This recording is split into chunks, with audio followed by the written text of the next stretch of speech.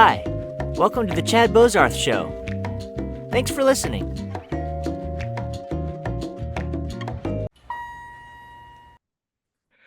Email. Hey, Chad, how are you, sir? Man, I'm great. I'm coming to you from my closet. Your setup You doesn't know, sound that bad. you know what? Thank you. I was talking to my brother and my cousin today, and they were talking about, people like to see video and everything, and I agree. I'm still working on that, but like right now, my closet in my house is the best place for me to be at this particular moment. Okay. I wouldn't disagree with that. You're a pretty busy man. Email, good to see you, man. Man, you too. Thank you for letting me join. This is Uh, awesome. oh, I'm so excited to talk to you. Now, be honest, we were supposed to talk last night, and did you reschedule on me so you could watch the championship game?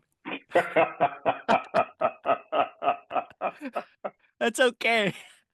How did you know?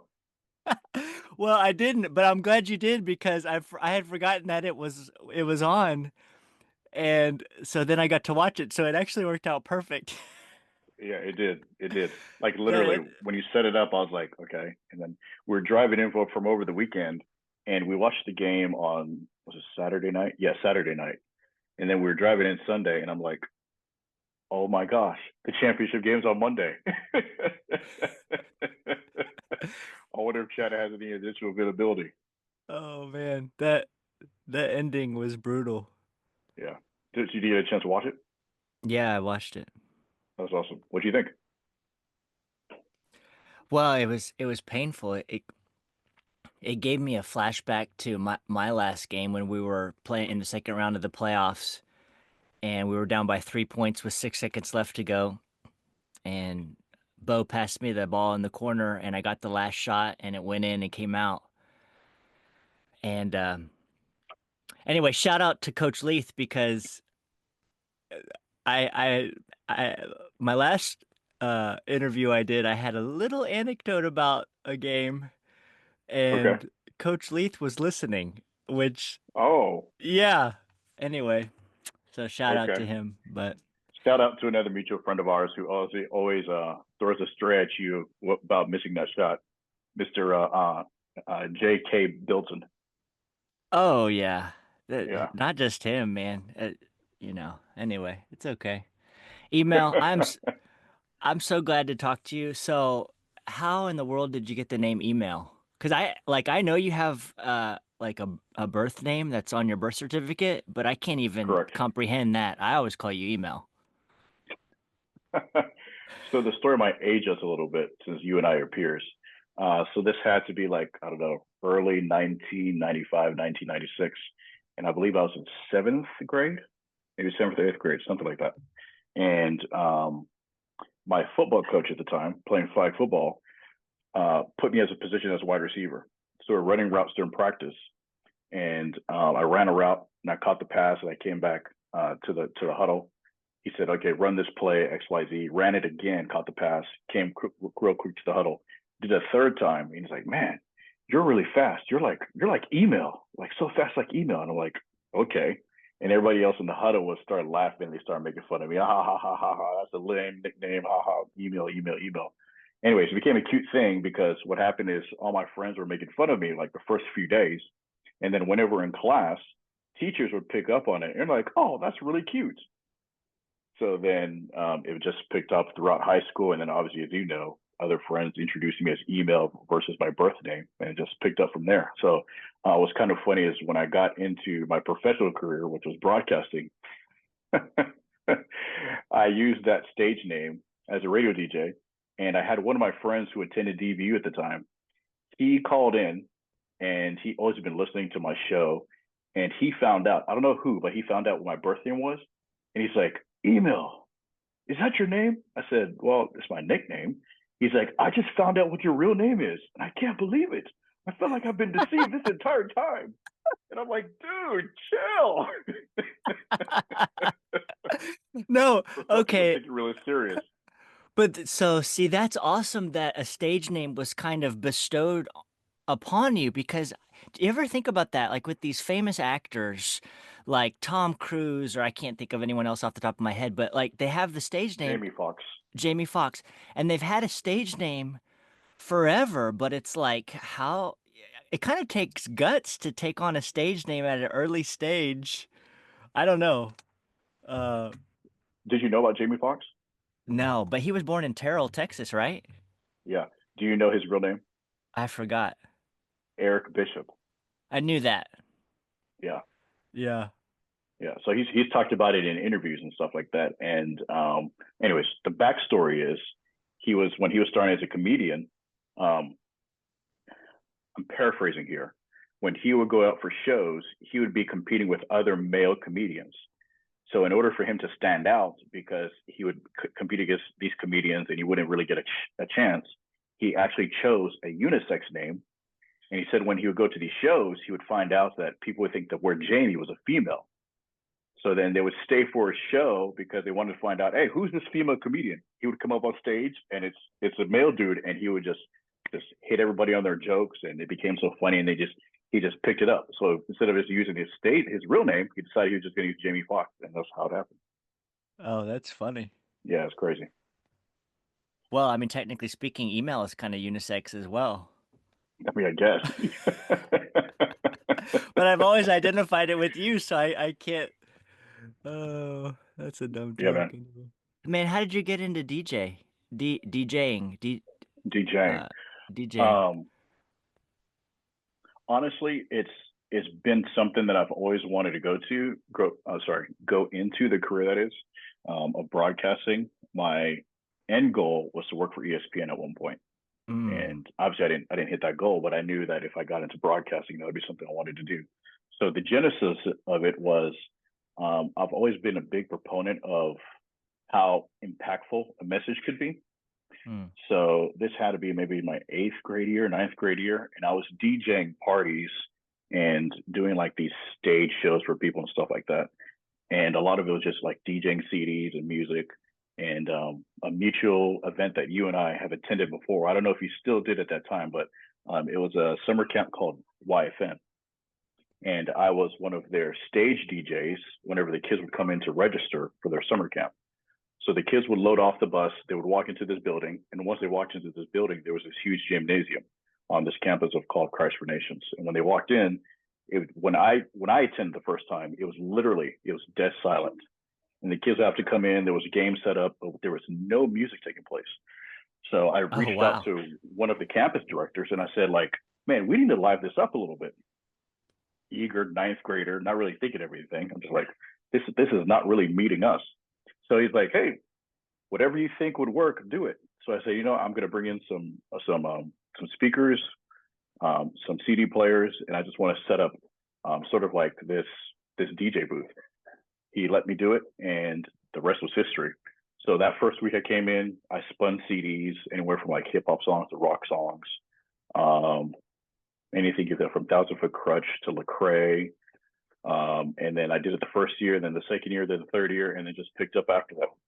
And then what would happen is people would come up to me during the registration and they'd be like, man, that song you played is really cool. Or that thing you said during your break was pretty awesome. Like it was really encouraging. So I was just taking that as like encouragement. And so I was hearing this on the side. And then also my ambition to want to go into broadcasting and radio was something that I really wanted to do as well. So I just messaged it to you and I said, you know what, my sophomore year of high school, I was like, I wonder if I can go to broadcasting. What would that look like? So I just studied other people who were in the broadcasting field. One guy was Stuart Scott from ESPN, looked at his history, and I figured out, you know what, if I go into broadcasting, I want to go the sports route. But for those who aren't sure of broadcasting, it's really a competitive industry, whether you're on the radio side or on the television side, super, super, super competitive. So thankfully for us, we live in Dallas, Texas, and Dallas is ranked the fourth media market in the United States. So for somebody who's not really sure what that means, if you want to rank it from like the top number one media market is New York, number two is California, and then number three, it flip flops between Chicago and Houston, but Dallas is always in the top five. So they're number four. So if you want to get into broadcasting, generally speaking, when you graduate college, you go to Market 100, which could be like Omaha, Nebraska. and then you just sort of move up the chain like you would in any corporate environment. You go from market 100 to market 79 to market 10 to finally you go to these huge markets, and then you become a prominent radio DJ or personality or television host. Thankfully for me, I still live in Dallas. There was no reason for me to go to market 100. I'm in the top four. So when I was in college, I did an internship for a radio station here in the Metroplex that's no longer around called 89.7 Power FM. And they were music format, and I did it for an entire summer. And when the summer was over, I just kept in touch with the staff there, program director, and they always knew my ambition to want to get into radio. And that summer, after I stopped, they reached out to me because one of the radio DJs was transitioning to a different state. And they said, "Hey, we've got this opening. Would you be interested?" I was like, "Yes, I would." And that Wow. was the summer of 2005. I did my no summer 2005. I did my internship 2004, summer 2004. A full year 2005 was when I got hired there, and I was in broadcasting, radio, and television for roughly almost 10 years. Wow. Yeah, it was And awesome. and it all goes back to when you put it all out there and just said, "Hey, we need some music in this gym." Yep. You just took a chance. I love that, man. Yeah. Yeah. And hearing you talk, you are such an interesting guy because so many people are either big picture thinkers or granular thinkers, and somehow you are a really interesting mixture of both. Like you can see the big picture, but man, I think about some of the text threads that we're in, and you know the details, and I'm like, like, how do you even know this stuff? And it's amazing to me. Have you always been like that? Like, um, something else that stands out to me is, sometimes you'll text me and you'll ask me a question, and it won't just be like a general question. It'll be like, "What do you feel about this? Give me three reasons." And two positive and one negative or something like that. And then I'll give you Mhm. some answer that's like, kind of beats around the bush or whatever. You're like, "No, what's your real answer?" And like you push it out of me to like tell the truth and like not just give some political answer or something. And I love that about you. But have you always been that way? Just like a been able to retain details and get down into the granular level of stuff and how that applies to the big picture. Talk about that a little bit. Absolutely.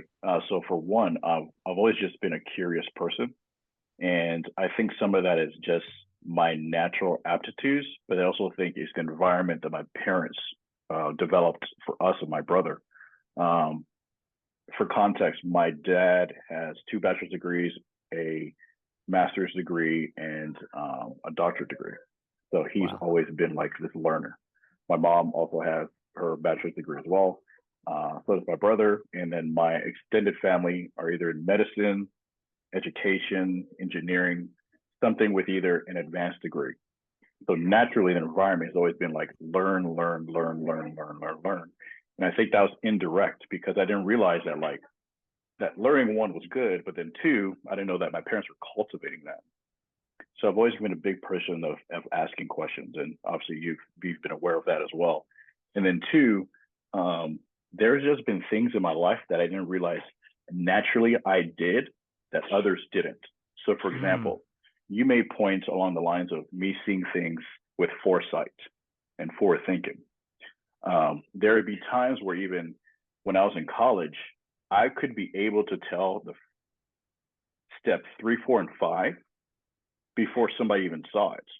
And in my mind, I was like, okay, that's just natural. Because people come to me and they're like, dude, how did you even know I was going to make that pass? Or how did you know I was even going to say that? Or how did you think that answer was going to happen? And I'm like, well, I thought I just, don't you know? And come to find out after I took some personality assessment tests, one of my um, results that came from a personality test called Strength Finders. I don't know if you've done it or not, but one of my top five is futuristic. And futuristic is those that are always being able to see things weeks, months, and years ahead of things. So, for example, before I got into broadcasting, I saw this trend of how um, media was transitioning and evolving. So when I was in radio, myself and another radio DJ of mine were noticing this thing called YouTube coming around. We're like, hey, what's going on with this thing called YouTube? You can just sort of like put your content on there, and essentially you can have your own personal brand. And he was always in the background, like using it for vlogs. So I was like, man, this YouTube thing's gonna be a pretty big thing. I don't know how big, but it may be a big thing. And fast forward 2 years, I transitioned from radio and I worked for a startup called, Can't say it. and this is a cool story. So this was early 2012, 2013, and we were competitors with this small company at the time called Netflix. Wow. And we almost got acquired by them because they found out about us because some of their founders at the time were based in New York, and our founder was traveling to New York to do business. So long story short, I worked for this company called, Can't say it. literally, they were the same format and model as Netflix. What we would do is we would reach out to some of these YouTubers at the time who were blowing up. Think about Dude Perfect. Think about this one soccer channel called Copa 90. We would actually, the premise behind our model was we'd reach out to these YouTubers and ask them if we could license their content for us to use it on our platform. So I worked for that company for about 2 years, and I noticed this trend of like everything's going digital. Like audio's going digital, video's going digital, all this content's going digital. So from there, just transitioned to marketing, and I essentially used those skills that I used from a messaging standpoint, communications, radio, digital, and that's what I'm using to sort of just like pry questions from people, understand where they're coming from, so I could understand only them themselves as an individual, but help them sort of like tweak and understand their message as well. So that's just been a big passion of mine, trying to understand people and understand how I can clarify their message as well. Man, that's awesome. How do you think I can kind of wallow in memories and kind of be nostalgic? And I grew up, I remember listening to Art Bell like in the middle of the night. He was a radio guy that would talk about like paranormal stuff, and I have great memories of that. And there was something unique about being up at 2 in the morning, knowing that there was a bunch of people listening to the same thing at the same time, kind of all together. It was like this, I don't know, obviously you couldn't see anybody, but it was like this communal thing. And now I love the convenience of being able to listen to a random, podcast or whatever, but it's like, I don't know, it's like it's missing um that kind of, I don't want to say spiritual, that sounds kind of woo woo, but like that feeling of, man, so many other people are listening to this right now with me. It's like a communal thing. And I don't know, it's interesting. Like I see the positives in the digital stuff, the convenience, but I also feel like something's been lost. Um I don't know. I don't really have a question there. I was just thinking about that. So for you, what's so communal about this particular medium of communication? Well, like back in the day with radio, where somebody was broadcasting live and everybody had to be tuning in at that moment to hear. And it was like a moment in time. And once it was gone, it was gone. Whereas now things are recorded and listened to, however many times at people's convenience, which is great. But it's like this, it's kind of disconnected from everybody else. It's like, I don't know, maybe it doesn't matter, but I don't Well, know. help me Sometimes understand. I'm, Sorry, go ahead. no, sometimes I miss that feeling of um, community. Do you feel like podcasting still is able to create that community, even though the tool has changed in a way? Yeah, I think it's just different because it's inherently different because it's pre-recorded. I mean, obviously some people broadcast live, but even that's different because it's like when it was live radio, especially back in that day, even though it was probably technically recorded and you could pull it up now, in that moment, if you missed it. You know, if a show happened at 2 o'clock in the morning on a Friday night, if you missed that show, there was no listening to that show again. And Very, there was something special about that. Kind of like the anecdote how, you know, you'll see clips online now of back in the day somebody would be at a concert and just enjoying the concert, and now people can't enjoy the concert without holding their phone up and recording themselves enjoying the concert. that's very true. Um, I don't know. I don't have like some wisdom on that. It's just I'm real nostalgic and I get emotional about it. Like the I love I love change. So I took the rural route. I don't know how to pronounce rural, but I took the long way around, I guess, to ask, seeing things out like you do and transitioning with technology and stuff like that. Does it ever get frustrating to kind of see a couple steps ahead and then, but you're still stuck in the now and maybe somebody else can't see what you're seeing? Is there a frustration that you feel sometimes?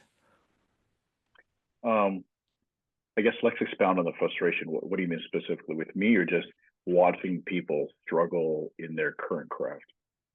Well, watching people struggle in their current craft, but also trying to communicate what you see to other people. Yes, it can be frustrating, but I guess what I've realized, especially over the last, I would say, 4, 5, 6, 7 years, as I've sort of gone up the responsibility and leadership chain, is that the message is not about me. So I try very much as possible to try and like help coach the person to see, maybe not necessarily like where I am at step 10, but help them get from step 1 to step 2 to step 3 and build that encouragement in them that like, hey, you're Mm, going to get there. You're going to get there. It may take some time, but don't get frustrated in this moment. You're going to get there. And in the past, um, it was much more frustrating for me because I'd be like, I see this over here, and I would try to communicate the goals right here, but they're not following me. They can't see it. mm, So I really had to take a step back and understand how to simplify my information and honestly like ask more questions to guide people into the direction that I was going. And that was actually really helpful, not only for me from a learning standpoint, but it was actually helpful for those walking through that to understand like, oh, he's actually in my corner. He sees what I'm trying to do, and he's also trying to support me in that area. Um, so I think I've learned from that because if I think if you'd asked me that question 6 or 7 years ago, it'd have been a different a different answer. But I think I'm seeing myself more as a support system for people than actually an answer to their question. mm. That's good. Well, so along those lines, um, I stole some questions from Tim Ferriss. Uh, he put out a book years ago called Tribe of Mentors, and it's just a bunch of different people that he's interviewed over the years, and he has some interview questions, and I like some of them. But one of them I think is real interesting. He says, "What are bad recommendations you hear in your profession or area of expertise?" So if somebody's a young person and they're wanting to get into um, broadcasting, what's something positive you would say to them, and what's something you would say to them that, hey, you're going to hear this advice, but you should ignore this advice? I would say for me personally, um, and this is where it's coming from the sense of being authentic and being yourself. Like there's always this cliche, like be yourself, be authentic. But like Chad, like what does that really mean? Yeah. Like, what does that really mean? And this is what I mean by that. In the let's just call it in the podcasting space, when people are about to jump into a podcast or start their show, and maybe you and I have had this conversation before, so I apologize if it sounds redundant. But if I'm speaking to you, the one person listening to the show right now, and you wanted to get into a podcast, you want to have your personal brand, and you hear people tell you, well, there's so many millions of podcasts, or there's so many people doing this, doing that. In all reality, there really isn't. The only reason why people may discourage you to do that is because that they may listen to 1 or 3 or 4 different type of podcasts. and they may think that particular genre is oversaturated. When in actuality, there are millions of podcasts that are in this sort of like library. But the truth is, after 4 weeks of somebody recording their podcast, there is a huge dive. It's called a podcasting dive. I forgot. It's called, there's a technical term for it. Sorry, a cultural term for it. But the point of it is, once people start a podcast, within the first 4 to 8 weeks of a podcast, they just stop doing it. So there's this black hole in the podcast industry where there's millions of podcasts, but there's only about 80,000 podcasts that are constantly active. Mm, And what people don't interesting. understand is you're comparing yourself to everybody else. There's somebody out there who's going to listen to your message and your content. So you need to go out there and speak your truth, speak your message. And over time, as you become more consistent, you'll realize, man, I'm only 100 episodes into this, and I've got like 500 people listening. Man, I'm 500 episodes into it. I've got 1,000 people listening. And I think the turnaround for me going into broadcasting specifically was the fact that I would walk into some of these venues because we were a music station, and I would be either hosting the event if a musical art came in and they wanted me to host it at a venue, and I would DJ the event as the host. And I would have some of these adults and kids come up to me and be like, "Hey, I listen to your show every weekend," and I don't even know the person, Chad. Mm. And then they'll begin to tell their story of how something I said encouraged them while they were on their drive, or a song that I played encouraged their day. And for me, that's where the impact like really resonates with me. And that's why I feel like podcasting specifically, whether it's a video or audio, is really impactful if somebody can just share their message. You don't know who's listening. And that's why I feel like people don't need to compare themselves with everybody else, because once you have the comparison, it robs your joy. Mm. That's awesome, man. Hey, What's that's up? good. Can I add That's one more good. thing? Yeah, I was gonna ask you. That was so good, but leave me before we wrap up. Leave me with a word of encouragement A word of encouragement. for anybody listening. Like that's what when I hear your story, I think, man, just jump in and go for it. I don't necessarily know if this would be a word of encouragement, but I'll say it first, and maybe it may lead to that. But I remember when I first got into broadcasting, and a lady, her name was Susan. She worked at multiple radio stations, multiple television stations as an actor, sorry, as an anchor, and then as a radio DJ.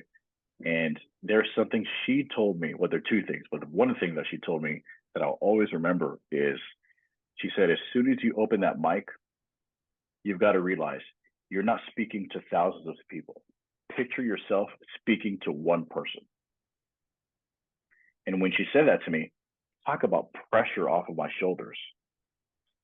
Because when you think about entering a room and you're speaking to a microphone, subconsciously you're thinking, oh my gosh, how many people are listening to this? What if I mess up? What if I don't do this? What if I don't do that? Like, what if this? And by the time you know it, you're overthinking everything. And when she said that to me, it was really encouraging, because then I was able to focus and picture one person that I'm speaking to in this room that I could visualize. And after that, like literally the pressure of me not focus on everything was perfect. Because not only that, when you think about the fact that you're actually speaking to one person, you then are able to simplify your messaging, your languaging, because then you're not saying everybody. It's just you and I having that conversation. And that person listening to it, whether it's in their car or even listening to this podcast, feels like they're part of the conversation because you're actually speaking to them as opposed to everybody else. Hmm. And that really helps my career. So I feel like if that could be some encouragement, my encouragement would be, I mean, don't compare yourself to other people. I think that's the biggest thing I've learned. And then the other thing is, like, when you're having these conversations, realize that, like, be a great listener. Take the time to look somebody in the eyes and find out like what actually intrigues them. because that one conversation can really encourage you. I mean, I don't know. That's been a huge thing for me. Man, that's awesome, email.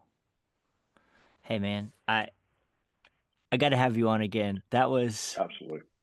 That was awesome. I really appreciate it, and thank you for sharing a little bit about your story and giving me some things to think about. I'm proud of you, man. This is going to be awesome. Oh, man, Yeah, thank you. I am. Thank you for your encouragement. Yeah, man. I Awesome. got a chance to listen to the first episode, so after that, I was like, oh my gosh, Chad is he's doing this thing. Come on. Well, Hey, man, you haven't told me anything about this, but I'll just tell you this right now. I mean, like, dude, keep doing your thing, keep being consistent. I know people may say don't get frustrated, but there will be times where you get frustrated. Like even me going into radio, um, there were times where I'd walk into the studio and I'd mess up on a word, and I'll think to myself like, I'll stew on that word, and then what happening is whether people believe in the spiritual side of this or not, but the devil would begin to like harp on that word. Like, why did you mess up on that word? Why did you say that? Why did you ask this? And I was overthinking everything. And the point of what I'm trying to make is the fact that like there's so many times where we think we're messing up on something and nobody else is thinking about that. You're the only one thinking about it. So if there's any moments where you feel sad, like, man, nobody's listening to the show and you're feeling that frustration, dude, you're building blocks. You're building blocks on this. And I don't know what episode I'm on, but I'm proud of you because whatever episode I'm going to be on or whatever episode you other people are going to be on, you're building blocks for the show. And by the time you know it, man, you're going to be in front of a huge audience, having these huge conversations with other people and guests. And I'm going to be there cheering you on, man. thanks, man. I'm gonna take a screenshot of this moment right now because I'm in the closet right here.